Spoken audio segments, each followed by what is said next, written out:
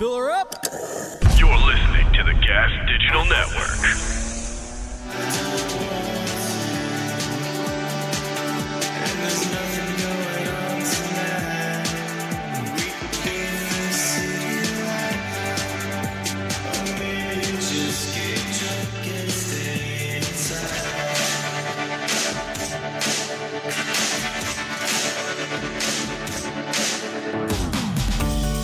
Good afternoon, Michael Malice here. Let that be your welcome for the next problem. I have with us our returning guest in our series of crossover episodes, Dave Smith, one of the Legion of Skanks, host of Part of the Problem, number one comedian with your Special Libertas, which was a really major accomplishment. And I see that you are living your anarchist values because you got a haircut somehow. That's right. I finally gave in and let my wife cut it. She did a decent job. Oh, she did it? She Yeah. did a great job. Yeah, she did good. Huh. Okay. So one of the things that we have we're talking about, and I think you talk about this a lot more on your show than I do on mine, just because the nature of our relative shows, is the role of the police. And conservatives, so you are of the belief, and I think I slightly disagree. What is your perspective on how the conservatives perceive the police? Well, I think for the most part, and this is maybe not referring to the new right, which you wrote a great book on, but traditional conservatives, I think, have a religious-like devotion to the police in America. And I think it's kind of funny that it, in many ways, contradicts everything about fear that the government is going to come take your guns, or fear of big government, or, any of this type of stuff, because it's literally the enforcement arm of the state. But from what I've seen over my lifetime, the conservatives tend to have nothing but an equally evangelical to the left worship of the police. Yeah, I think it's a little complicated, and here's why. I think, we're from New York. I think the relationships, and I've seen this when I spent time in the Midwest, I think the relationships between cops and the population at large in small town America is very different from New York. Because in small town America, when everyone knows each other, like, it's very likely that cop will know the person who's being a problem, and he could be like, all right, come on, Larry, like, just cut the crap, like, let's figure something out. Whereas in cities, where I think you're going to have often more violent and bad behavior, and you don't know who's going to be behind that door, it's going to be a little bit of a different dynamic, for better or for worse. And the point I was making is, and I think also conservatives feel, and I'm sure you would agree with this, that they'll see something like a riot, and the cops are the ones who are there to try to restrain order from, like, keeping a city from being burnt down, and they're being described as like the bad guys in the situation, where it's not like there's a lot of good guys here. And they're like, come on, they're getting literal shit thrown on them and set on fire. And what do you want from these people? I mean, they're just, so I think it's well, kind of weird. Also, you're right. And it also doesn't help things that the supposed left-wing media, if you can really call MSNBC or CNN left-wing, I know a lot of people on the right think of them that way, but if you're actually a leftist, you hate MSNBC and CNN. But for whatever you want to call it, the liberal media or something like that, they blame the cops at every single turn, even when the cop wasn't wrong, even when the cop does the right thing, even if somebody, is like some black guy charges a cop with a knife and he shoots him in self-defense, they'll say, black man without a gun killed by a cop. So they always, they'll say, couldn't you shoot him in the hand? Yes, it's just like, have you ever had a gun? Yeah, like it's so things like that, and that, but that's the whole dynamic. That's the whole left-right duopoly dynamic, is that the other side is so belligerent that you feel justified in staying on your team. So one of the things that we've been seeing is this claim from there be these sanctuary cities regarding gun rights, and a lot of these sheriffs in different locales, I don't know if sheriff's the right term for the rank, I know some of them are sheriffs, are saying we're not going to be enforcing these confiscatory or stringent gun control laws if they're passed. They're basically acting in nullification. Yes. And 2A people are really proud of this, and they're pointing this as great. And I agree.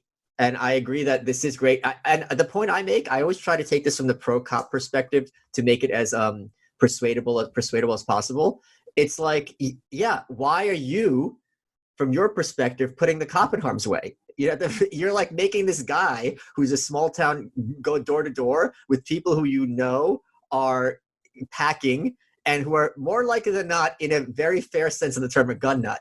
You're making him do your dirty work. That's not really a nice job for anyone to have. So it's great that they are willing to be like, no, we're not doing this. And there's some self-interest involved. I'm not opposed to self-interest as motivation. But it's also telling that, wait a minute, so there's all these other laws that are screwed up, and you have no problem enforcing those.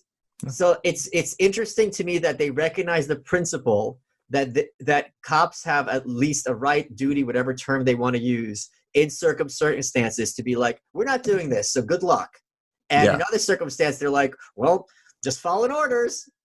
Yeah, it's been very strange to me. And again, I just want to be clear that I'm talking about your Fox News watching father, not the new right, when I talk about the conservatives. But for the last, 40 years in America, for my lifetime in America, how there is something about gun rights that has this special place in the right-winger's heart, as that is the definition of freedom and government overreach. Like, you want to come for my guns? Fuck no. We have a Bill of Rights and you can't. Now, again, I agree with them completely on that, but it is very strange that it's like, hey, listen, you want to send my kid to war?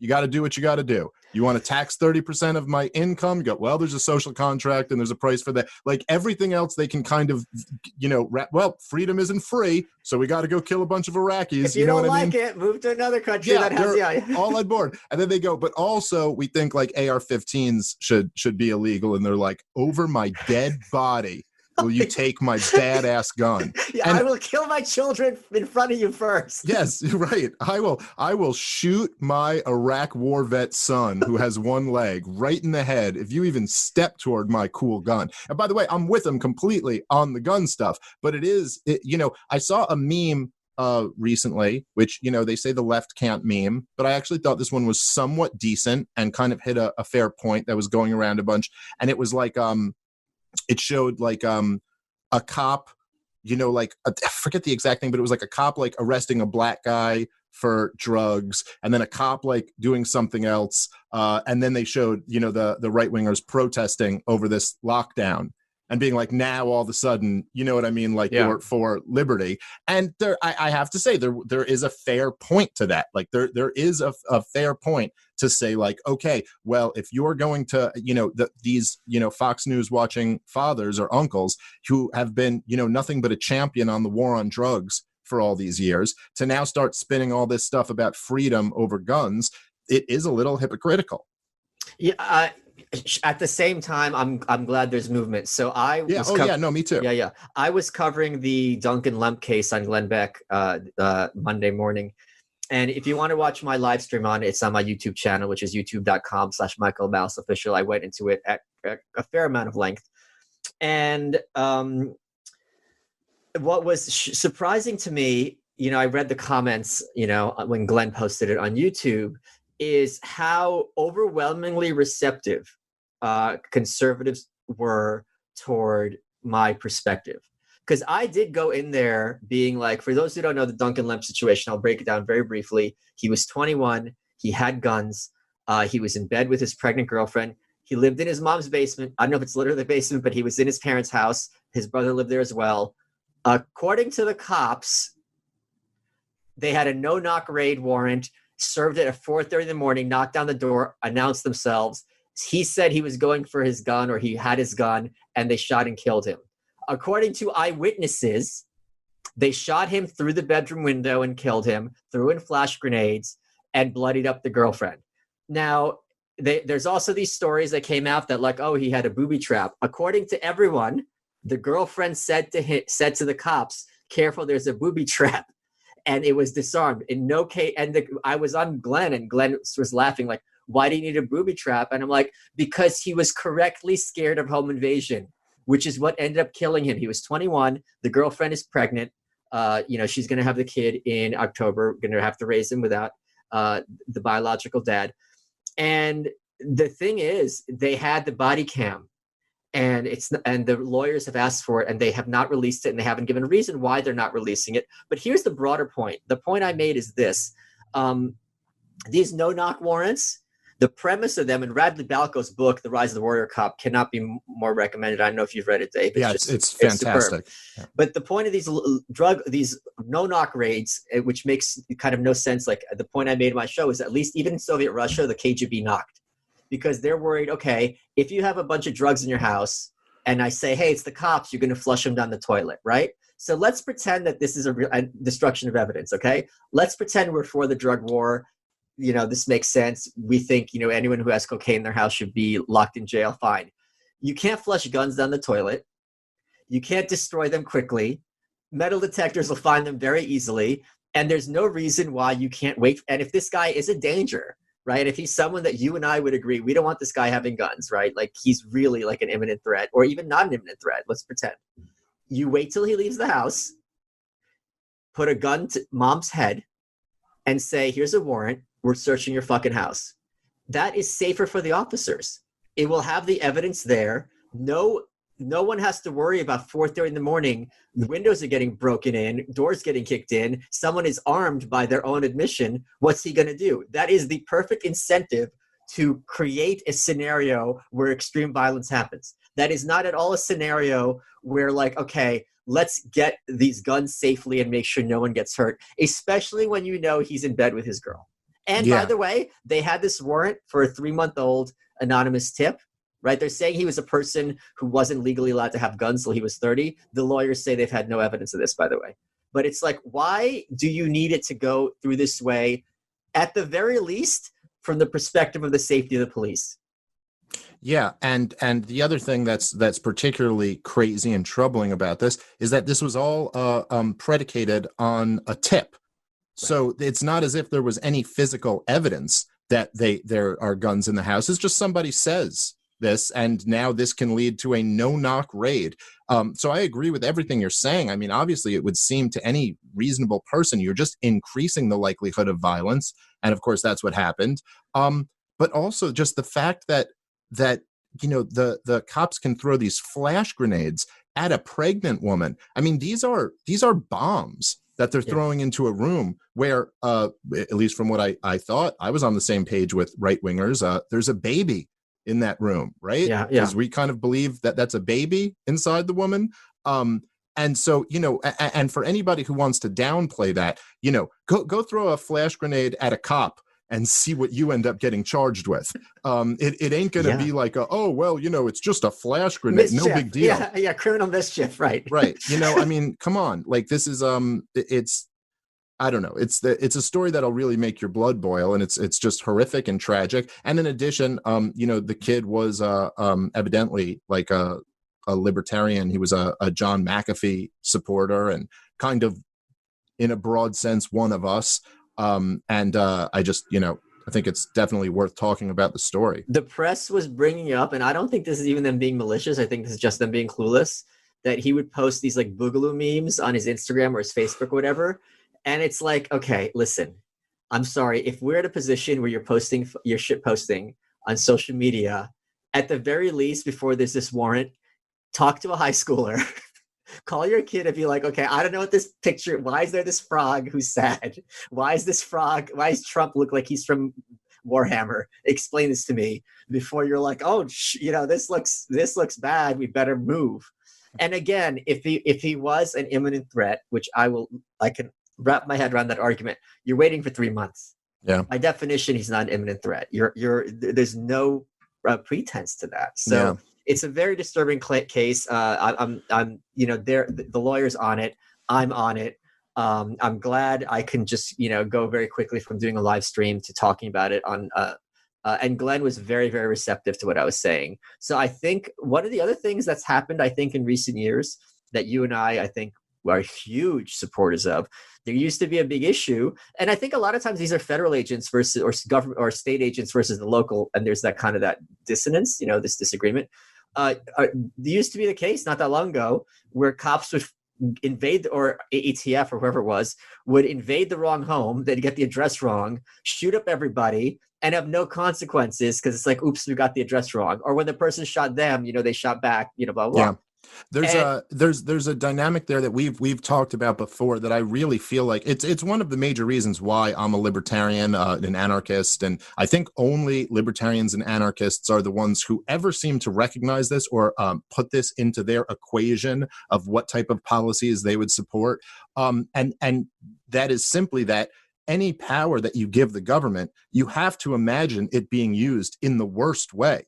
You can't just think about, like, if you're thinking about no-knock raids, you can't just think about a situation that would justify a no-knock raid, or then you end up creating this power. I did a podcast several months ago, and it was somebody from the neo-reactionary right. I can't remember the name of the author, who was basically wrote a piece on how we should ban pornography. And I really started by trying to sympathize with the position, because there really are. I think I understand where a lot of people are coming from on many different levels. I quit watching porn a while ago, and I don't think it's good for you. I think it was a really good decision that I made to stop. And I really hate the idea that that kids just get easy access to hardcore pornography. I'm not so worried about a 15-year-old seeing Playboy, but a 15-year-old boy seeing real hardcore porn. And then my daughter, when she's 15, has to go to school with kids who have seen that. That bothers me. I think and then the other aspect that really bothers me is that I think a large portion of the people in pornography are people who were abused in their childhood, who are recreating these patterns. I just think it's just a big mess of unhealthiness, and it's not the best. But the point I tried to make to them is, I said, in order to allow the government to ban this, you would have to give the government the power to say there is something that is reprehensible and horrible online, and therefore we can ban it. And hey, neo-reactionary right-wing guy, who do you think that power is going to be used against? Aren't you already battling with them using this power against you right now? What's even worse than porn is racism or fascism or whatever they're going to call you. So it's you just have to, and the truth is, if you think about reaction? Oh, no, I was just reading the article and going through it. So he wasn't on the podcast. I was just trying to take this apart. But the the point I was making with the SWAT raids is, once you kind of concede, it's what Ron Paul used to say that I loved so much, is he said when the income tax started, it was only supposed to be 1%. And on the top track, he goes, but once you conceded 1% of the income tax, you conceded 100% of the principal. And once you've given that over, then now look at the income tax we have today. And it's the same thing. We have there's something, I think, in the ballpark of 60,000 SWAT raids a year. You have the Department of Education has a SWAT team. The EPA has a SWAT team. Now, what conservative could possibly be for either of those organizations having a SWAT team? And then the other question is, where exactly do these SWAT raids happen? Because I live in the Upper West Side of Manhattan, and I've never had a SWAT raid in my neighborhood. So who's getting these SWAT raids? Someone is, and to those people, to the people who were there when the cops storm in and shoot your dog or whatever, those people are living under totalitarianism in that moment, And anyway, I think only libertarians and anarchists ever look at government through that lens. But I was just going to say, one of the things that I think has gone very well in a good direction, it's something that you and I would very much agree with, to combat these cops just basically knocking down the door and shooting and not having consequences even at the wrong address, is I think over 40 states, I don't have the number in front of me, I'm sure anyone can look it up very easily, have castle doctrine now in their laws. So state by state, they went through and basically legalized, if the cops come to your house and you shoot them, you're fine. Yeah. And the fact that that has become implemented, I think you and I and a lot of, or maybe not you and I don't want to speak for you, but I think a lot of us forget that a lot of these things very positively happen on the state by state level. And a lot of times what we'll perceive as Illinois is actually just Chicago, because there's downstate Illinois, which is very rural, very conservative, and very skeptical of state power. And many other states is a similar situation. And that's how the gun rights battle was won. It wasn't done on the federal level. It was done state by state by having shall issue or no license, or concealed carry license. There was this GIF I saw, and that is how it's pronounced, where it just had the map of the US and went year by year how the gun licensing laws changed. And it went from like basically you couldn't get a gun license anywhere except maybe Texas to like 49 states now. So that I think is a very positive sign. And I also think that as you see, the more extreme these situations, the harder it is for conservatives to wrap their heads around them. And change happens at the margins. It's one thing if it's like some low-life drug dealer in his house and they have to do this, and in their minds, it's clearly who the good guys are and who the bad guys are. In a case where someone is sleeping in their bed at 4:30 with their girlfriend, and the only thing he was even theoretically a problem with is that he owned a gun, then right away they're like, okay, no, this thou shalt not pass. Yeah, and let's get real. There's probably a racial component to it too. I mean, if it's some black dude who has drugs, it might be a little bit harder to get your average conservative like, oh my God, that's outrageous that the cops would shoot that guy. But when it's a white dude whose crime is having guns, it might be a little bit tougher for them to just be team blue on that one. Yeah, because that's just how the human mind works, I think, often. It's like you see yourself, you're like, wait a minute, that could be my kid. My kid could be that. No, it's not. I don't even say that as a knock on them. I mean, obviously, for Black Lives Matter, so you're saying no knock? Yes. I see that as a no knock. Dave Smith, advocate of no knock. Yes, advocate. Not saying advocate, just I see this as a no knock on conservatives. No, but I mean, for Black Lives Matter, it's much easier if a black guy gets shot by the cops to rally around that. Human beings are tribal. That's baked into the cake. And if you need any evidence of that, just look at every society that's ever existed, ever. But we are a tribal pack species. Hey guys, Michael Malice here. Want to tell you about Beachbody. Now, the great thing about Beachbody during this sequester is these are workouts you can do at home. You get a free trial membership when you text Malice to 303030, 303030. Full access to the entire platform. They've got a ton of workouts, a ton of trainers. Here's what I recommend you do. Find someone who looks like what you want your body to look like and look at the workouts that they've put forward. They'll have the videos to show you how it's done. They have things, it's all kinds of workouts. You got the bodybuilding stuff, but you got the yoga stuff. You've got the dance workouts, cardio. It's easy. And you don't need extra equipment. So you can be doing this stuff in your house. A lot of people, including yours truly, who are into fitness to some extent have been going crazy. And this is a good mechanism to take advantage of this quarantine time. If you text Malice to 303030, you get a free trial membership to try it. How can you say no to that? You can't. You have to say yes. Let's get back to the show. So have you, since you talk about this issue a lot more than I do, have you gotten a lot more heat? Like what kind of reactions do you usually get? And from whom? I've probably calmed down a little bit on my, over the years. Like I've been doing Part of the Problem for I think, 8 years now. That's some problem. It has been a problem for a long time. It's only people started noticing the problem within the last few years. I was my own problem for the first 4 years of it. But I've calmed down on my fuck the cops, fuck the military attitude, because that I was a much more in 2011, 2012, that kind of time, I was like, you know what? These are just the hired killers of the state and fuck them. They should all be locked up. And that was kind of my attitude. And a couple things that started to change my mind on the situation was, okay, number one was in 2012 when Ron Paul got more contributions to his campaign from active duty military than every other candidate combined.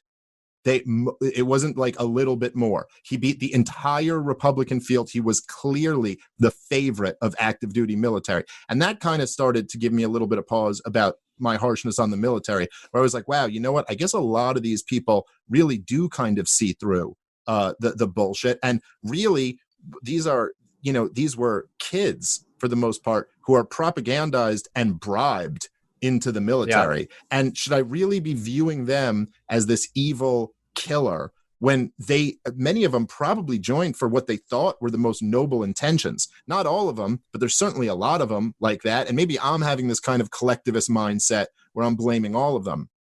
And the thing with the cops was, I think it was the next year, if I'm not mistaken, I believe it was in 2013, when there was that the police slowdown in New York City. Do you remember this? Yeah, of so course. It was the beginning of the Black Lives Matter movement. Some crazy dude from Baltimore came up and shot a couple NYPD cops while they were in their car.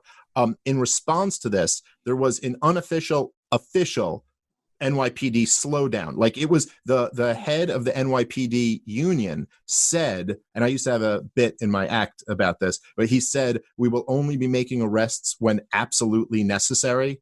And my joke was like, I thought that's what arrests were supposed to be to begin with. Like, are you just doing this for fun? Like, what? But so it was drastic. It was like nonviolent arrests went down by over 80%. It was just like they just stopped enforcing the drug laws and like petty crimes all across the board. And it was fine. Violent crime didn't raise at all. Everybody enjoyed it. It was like great. And then they were like, okay, the higher ups at the police department were like, okay, we've made our point. We're going back to normal. And the cops wouldn't. And it took like a month of the cops before they could get him. And what they had to do was, because what happened is, and even like these left-winger, Al Sharpton types who are supposed to be all against the cops, they realize that there's a whole bunch of their these pet programs that they love from the state that are funded by what's known as policing for profit, by going around and ticketing and getting money from people. And so there was a lot of pressure, and they actually, the police, the heads had to go around and start threatening cops' pensions to get them. You're like, you need to get your arrest numbers back up or you're all going to suffer a financial cost. And eventually they did, and they all went back to it. But that just kind of gave me a little bit of, like pause to think that it's like, oh, wow, I guess there are really a lot of cops who don't really want to police the war on drugs. Like, they're not really interested in putting themselves in a dangerous situation to try to get a bag off somebody. So I'm less radical with my fuck them all. And now I'm in a nice moderate Mitt Romney, fuck most of them. But you've just made me more radical, because what you're saying, to get all Kathy Newman, is that they are enforcing laws that they don't really believe in. That's not an argument that they're good people. That to me is an argument that they're bad people. No, I agree. And I do think most of them are. And even if they're not all bad people, it's kind of a nuanced thing. Like, not all Nazis were bad people. Cut that out of context and clip it. But I'm sure there were some who were like, man, I don't really want to be doing this, but I'm kind of scared of what could happen to me if I were to speak out. There's a lot of nuance to all of these things, but what they're a part of is something evil. And I mean, so I'm not like off of that. It just gave me a little bit of pause to think like, oh, maybe it really is the people at the top and the system more so than it is just the average, or at least all of them, if that makes sense. Yeah, I mean, I think it's interesting because they're, coming from like a Russian household and looking how Americans look at police and looking how people around the world look at police, it's really very different. So I was raised to look at police a certain way. And if you are raised to look at them a certain way, and then you go out and see how they're venerated, it's jarring. And then it's very hard to break out of basically, some semblance of propaganda where everyone around you agrees, right? And there's also huge cost to arguing against this propaganda. And the example I always use is that they talk about, okay, they have a tough job. They're surrounded by people, even if they kind of go off the handle. Listen, if you have to interact with these lowlifes 24/7, you're not going to really be easygoing. It's going to get to you, right? And they should do respect, because if they're not for them, a lot of bad things could happen. And I get all those arguments, and I do think they're valid, but corrections officers have to deal with even more per capita criminals. They have to deal with even more really evil people. Their jobs are, in many ways, I don't know. Look, I don't know whose is harder. It's not easy going to a prison, knowing people there are waiting to, do harm to you, blah, blah, blah. We do not regard CEOs as heroes.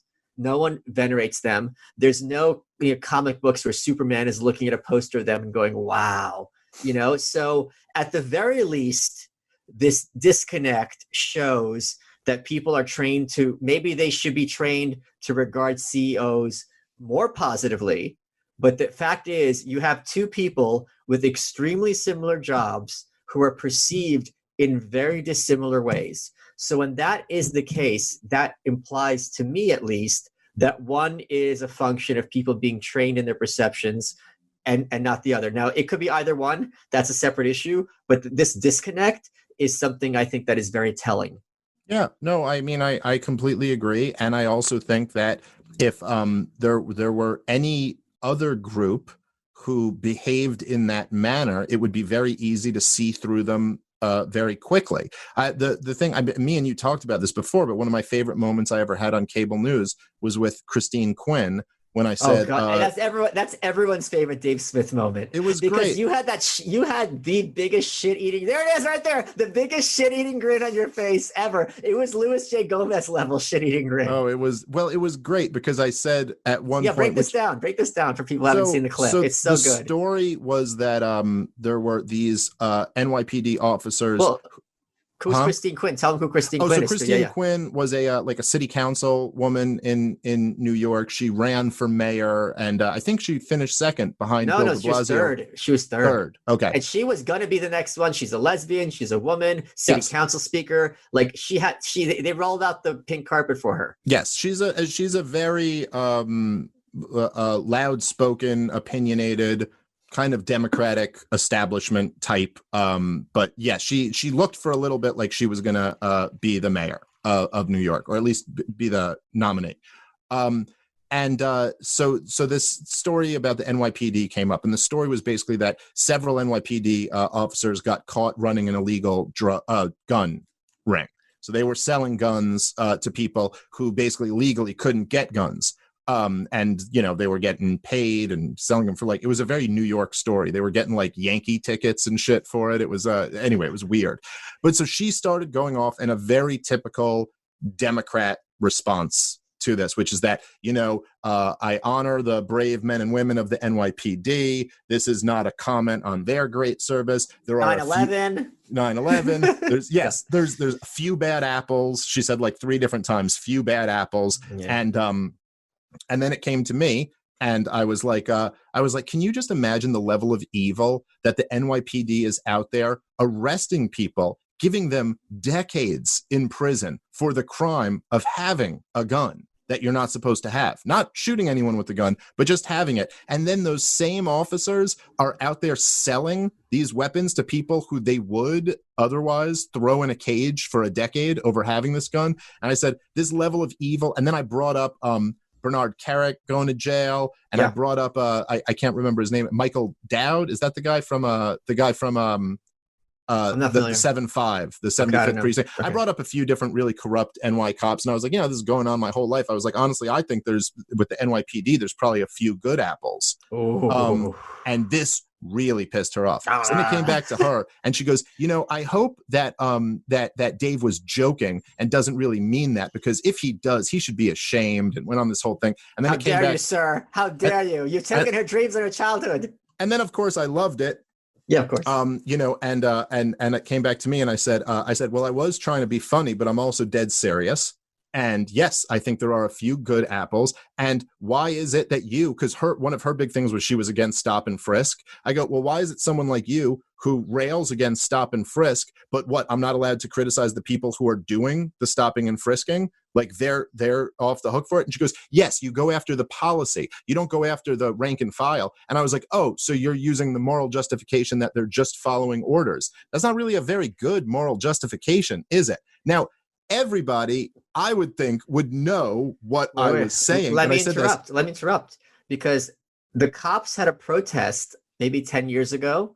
I think this was during Bloomberg, and they were literally, you can look this up, holding up signs that saying just following orders. Yeah. No, and maybe as a Jew, I was wrong in the assumption that when you say the words, you go, well, everyone knows what I'm talking about, right? But because for anyone listening who doesn't know, this is what's known as the Nuremberg defense that the Nazis use. The technical German translation is like orders were given or something like that. But just following orders was the moral defense that the Nazis used. After World War II, when they were arrested and put on trial for crimes against humanity. Yeah. And the Nuremberg trial, basically established, nope, sorry, that is not a legitimate defense for crimes against humanity. You can't just say, but someone told me to commit crimes against humanity. That's not okay. And so I thought, but she then goes, she goes, following orders is a perfect moral defense. That was her words. And then I just grinned.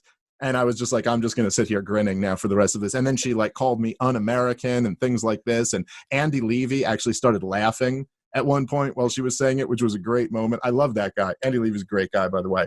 Then I just grinned it off at her. But it was so funny to watch, like someone who is supposed to be like a left-leaning Democrat all of a sudden become a Reagan Republican. Oh yeah, just Giuliani. She's like Giuliani in a skirt. Yep. Other than when Giuliani wears a skirt because he likes to wear drag. He's also Giuliani in a skirt sometimes, but and I think Trump tried to fuck him when he was in that skirt. There was that video. Yeah, it's all very beautiful, and it's like when Trump talks about these models that he's fucking, does he mean fucking Giuliani? Hey guys, Michael Malice here. Want to tell you about Ridge, which is a really cool wallet. If you go to ridge.com/malice, you get 10% off, including free shipping and free returns, or use the code Malice link in the description. It's easy. What's Ridge? Just like me, they got their start on Kickstarter. It's a very cool, sleek wallet. 2 metal plates bound together with a durable elastic band. Looks nothing like a regular wallet. Very eye-catching. At work, on a date. They're made with titanium. They're made with carbon fiber. They're made with aluminum. There's something for everyone. You don't want that thick George Costanza wallet so you're sitting at an angle looking like a fool. If you have raw denim, metal wallets make really sick fades. If you go to ridge.com/malice, use promo code Malice, you get 10% off your order over a dozen styles and colors. Lifetime warranty. If you love it, free returns if you don't. Let's get back to the show. What are you making of here's the situation. No matter who would be the president or any leader of any government in this situation right now, it's got to be a nightmare. You have very little control or very limited control. This is not a field, this epidemiology, where you're familiar with. You're going to have to be relying on, doctors who themselves have limited information, who are going to give you just kind of like probabilistic guesses. And you have to weigh that against the economy collapsing in real time. It's not going to be fun, from Italy, South Korea, America, wherever you want to go. And what's ending up happening, I think that is playing into these daily press briefings, because I don't know if you've been following them, but Trump has been increasingly combative, even by his standards, with these corporate jihadis. And for me, have you been watching them? It's been very fun to watch. And I think it speaks to what Scott Adams says about how, Americans, I don't like this analogy, but his analogy is they were watching 2 movies on one screen that were perceiving entirely different things. I think a lot of people on the left are like, thank God some of these reporters are yelling at him and saving our lives, where the other people are like, these people are shameless and they should be thrown out of town via catapult. And I'm glad he's just using words. What's been your thoughts when you've been watching these press conferences? Well, I mean, I got to say, I've been a little bit torn, because I must admit it's just so entertaining. I mean, I was sure I would be tired of Trump by now. Like, you'd kind of be like, okay, I get it. This is your shtick. Like, this is what you do. It was fun for a year, but it's still fun. I mean, I'm laughing through every one. He's like mesmerizing. It's just so entertaining. Dave, I'm so ready to have a tweet making fun of Tom Woods just so I can call him Dummy Tom, which is such a Trump expression. Dummy Tom. It's just these things, they never stop being funny. And even the people who hate him, they know that it's hilarious and it drives them crazy. You think they know? You're a comedian. Yes, you think they know? Yes. Dude, I used to fucking... Okay. S.E. Cupp is like the most never Trumper reporter ever. Yeah. And we would pull up tweets of his, like in the commercial break that she was going to talk about, and they'd come up on the screen, and I would just like, my head would fall over, like laughing on the table, and I'd look over at her and she'd be like kind of holding, but like laughing underneath her. But like even she couldn't not admit that this is hilarious, like the whole thing is so funny. But then there will be moments where I am kind of like, I mean, it's hard. Let me think critically about this and be like, this is really, I mean, outrageously juvenile. And the fact that he'll, do things like talk about his ratings in the middle of this nightmare. Like, I mean, this is, forget the, tens of thousands of people who are dead from this virus, and tens of millions of people whose lives have just been ruined. Yeah. And he's talking about, it's getting worse. It's not like we're out of the woods. And he's talking about his ratings, and you're like, Jesus Christ, like this dude is a fucking like narcissistic sociopath. Like he just does not give a shit. And I you almost want to be like, man, I don't want to get tricked by just how entertaining this show is to not acknowledge that. But then I also think that, maybe some people don't see it this way, but the press is just so objectively terrible. I mean, none of them. Did you see when I played it on my show recently, but when Tucker Carlson was grilling the Governor Murphy of New Jersey, and he's the only person in the press who's done this so far, at least correct me if I'm wrong, but I haven't seen one other person with any standing do this, where he said, listen, so you just banned religious gatherings in your state over Easter and Passover, where this is clearly a violation of the Bill of Rights. Where do you get the authority to tell Americans how they can practice their religion? And the governor goes, well, listen, we weren't thinking about the Bill of Rights. We're thinking about the virus.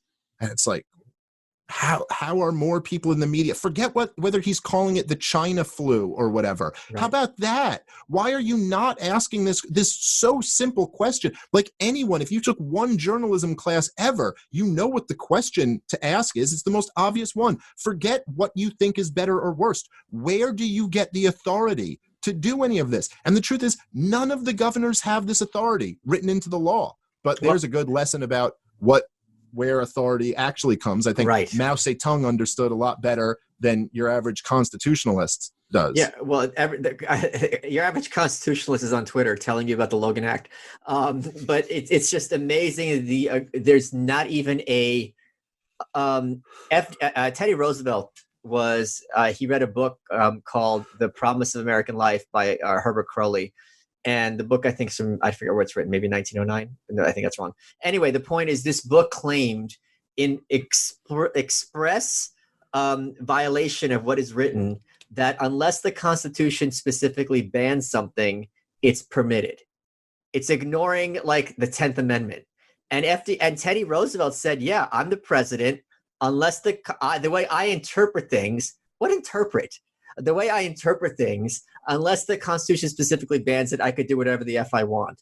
And I think that perspective has gotten even more extreme, where it's like the Constitution or laws are kind of like guidelines about how you really should kind of act in situations. But as soon as things, get a little difficult, which they do every day, even outside of this coronavirus, things have got to get done, and that's all going to go out the window. And I really think that's exactly how they perceive these things. And it's a very important thing to understand. Somehow.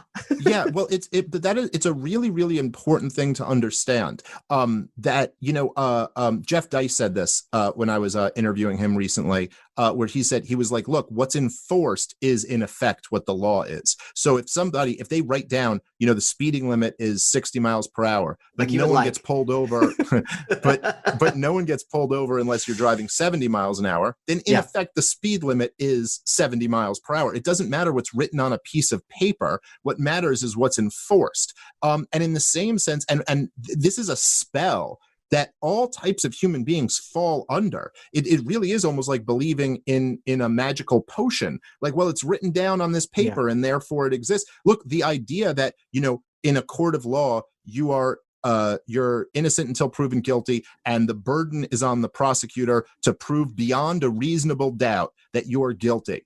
Well, no, it's what the jury votes for. Yeah. Period. That's all just an idea. It might be written down on a piece of paper somewhere, but the way it's enforced is, who did the jury vote? Like, how did the jury vote? That's all that actually matters. And you can sit there all day long after 12 jurors vote you guilty and say, but they didn't prove beyond a reasonable doubt. Like, no one fucking cares. And quite often, what the jury ends up doing is they just go, what's more likely? What's more likely? That this guy did kill him or didn't kill him? It's interesting. I was on tour with Lou Perez from We the Internet, and one of our stops was in Phoenix, which I really, really enjoyed. I got to spend time with John Gabriel there. And I was talking about, I'm bringing this up in reference to Jeff. I referred to the Mises think tank. I'm like, oh, for those who don't know, the Mises think tank, the Mises Institute is a very failed think tank. And like, because these are all our people, like everyone laughed. And one guy in the audience actually tweeted at Jeff Deist, Michael Malice just called the Mises Institute a very failed think tank, blah, blah, blah, blah, blah. And I don't know if Jeff knows that reference or that joke. And I'm just like, you are really just a horrible, horrible, horrible person on every level. Because not only do you have zero sense of humor, but you're also like a snitch. Right. Just the lowest level that you could possibly be. But luckily, Jeff Deist has like a fantastic sense of humor. He probably laughed when he got that. Or no, I think I bet he would have been confused possibly because I think he would get it. I know Jeff pretty well. My guess is Jeff would literally get what happened. I emailed Dummy Tom immediately and I'm like, can you believe this shit? And he's just like, he just looked at the link and it's like, whatever. But I was just like, but again, I think that's the urge a lot of people have, is they want to, and I get it as a troll, like you want to stir shit up, but it's like, do it in a funny way. Cause this is, I mean, if you think it's going to lead to some kind of public spat between me and Jeff, it didn't happen. All that ended up happening is you getting blocked and being made an example of. Yeah. Agreed. What are you feeling things are getting better? Or are you feeling things are getting worse? Well, you know, I know, right? I think worse, but I think not for the reasons that a lot of people thought. I really do think at this point that the evidence is starting to be overwhelming that the response to this virus is worse than the virus. It's just the reality is that it's not playing out to be the disaster situation that people thought, even with the lockdown already included in the projections.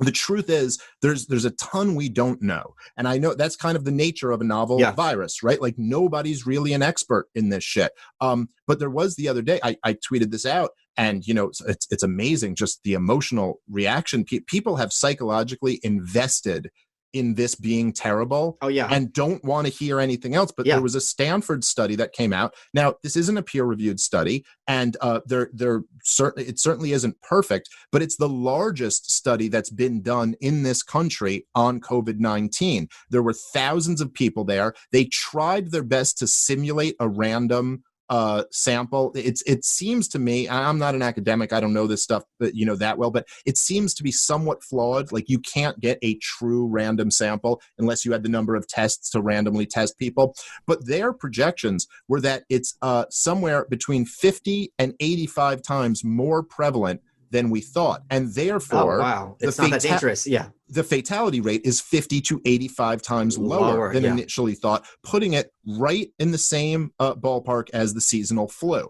And of course, with the numbers of people who are dying, and this just is not getting reported enough, but it's not like most of them had underlying conditions. It's the overwhelming majority of the deaths. I mean, I had the numbers up I ran through them the other day. It's like even in the 75 plus category, the number of deaths without underlying conditions are tiny. They're statistical rounding errors. We're not, and no one's run. We have not run out of ventilators. Like they were not even close. We haven't come close. New York is giving away ventilators right now. They didn't need the 50,000 that they thought they would. There's been no overwhelming of the hospital system. Even in New York City, there was never really a squeeze for hospital beds. So, by the way, all fantastic news. But there is this weird psychological effect, and I'll tell you, I've really benefited from reading your book, from reading Dear Reader about this. That there's something when you see these videos of Bill de Blasio making a snitch app, so we can all be Karens and tell the state when somebody else has broken the state rules, and you go, man, this is really the authoritarian mindset, model. This is how it works. It's not just that they rule over you. It's that they convince you to fucking rat anybody out who has a problem with them ruling over you. So I tweeted, this was a very Michael Malice moment that I had the other day. I really was inspired by you or thinking about you. But so I tweeted out And this is the type of stuff that you do that like breaks midwit brains. But I tweeted out, I said, hey, to all of you guys, to the people who think it's crazy to even question the lockdown, okay, just answer me this. What point, like how long would the lockdown have to go before you might think that it was worse than the virus? Like how many jobs would have to be lost? How many lives? Just the cost of seeing family, mental health illnesses. Like how long, what period of time would you go, yeah, that is actually worse than probably what the virus? And all I got from it, first off, like your abortion tweet that you have, I get a whole bunch of people who don't like the lockdown anyway, who just ignored the first sentence of to the people who support the lockdown, you know, like, and they're like, I was over it day one. And I'm like, this isn't for you, but okay, fine. Not everything's for everybody, people. But I mean, it is unbelievable, the level of midwittery that came out at me. Like people going, oh, so I guess you're just okay with people dying. Oh, so I get it's like, oh yeah, how about one life? It makes it not worth it. Like, real? So you're incapable of a cost benefit analysis. Yes. Like that's just above your level. They're literally incapable. They're literally incapable. And so proud of it. And that's almost creeping me out more than anything else now. That so many people are really down to attack somebody who might point out that, you know, maybe the experts got this one wrong, and the government overreach is worse. They're trained to be basically the watchdogs, not the guard dogs, but they're the ones who yell when there's a stranger, in this case, a strange thought, to make sure that the pack and the herd is maintaining cohesion. And this is like when a lot of people have those dogs, like, and the dog, your friend comes over, the dog's barking, even though it knows the friend. It's like, what are you doing? And it's like, this is my job. It's like, you know, this isn't a threat. You can see me talking to him. So clearly I'm aware that he's here. I don't know. You'd be like, someone's here. Yeah, I'm talking to the guy. But they only know their one role. And again, I've made this point online, and I'll say it now just because it'll piss people off.